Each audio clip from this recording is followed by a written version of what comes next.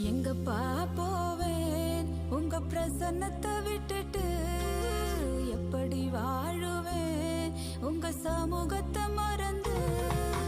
எங்கப்பா போவேன் உங்க பிரசன்னத்தை விட்டுட்டு, எப்படி வாழுவேன் உங்க சமூகத்தை மறந்து.